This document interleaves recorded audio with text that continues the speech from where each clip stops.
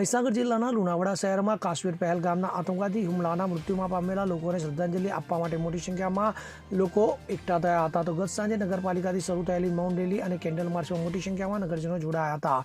તો આ રેલી નગરપાલિકાથી મુખ્ય હાઈવે થઈને 4 રસ્તા પર આવેલી સરદાર વલ્લભભાઈ પટેલની પ્રતિમા પાસે પહોંચી નગરજનોએ હાથમાં બેનર સાથે કેન્ડલ માર્ચ મૌન રેલી યોજી હતી. તો જિલ્લામાં જમ્મુ કાશ્મીરમાં પહેલગામના હુમલાને લઈને લોકોમાં ભારે રોષ જોવા મળી રહ્યો છે. તો આ રોષને વ્યક્ત કરવા 4 રસ્તા ખાતે આતંકવાદીઓના પુતળાનું દહન પણ કરવામાં આવ્યું હતું અને પાકિસ્તાન વિરોધમાં ભારે સૂત્રોચ્ચાર પણ કરવામાં આવ્યા હતા. ત્યારે લુણાવાડા શહેરમાં અગાઉ પણ વીએચપી અને બજરંગ દળ દ્વારા આતંકવાદીઓના પુતળાનું દહન કરવામાં આવ્યું હતું, જ્યારે ગત 25 એપ્રિલે જિલ્લાનું વીરપુર શહેર સંપૂર્ણ બંધ રહ્યું હતું.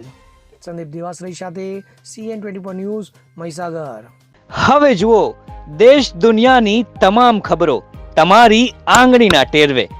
ઉઠાવો મોબાઈલ અને Google Play Store પરથી ડાઉનલોડ કરો અમારી CN24 ન્યૂઝ મોબાઈલ એપ.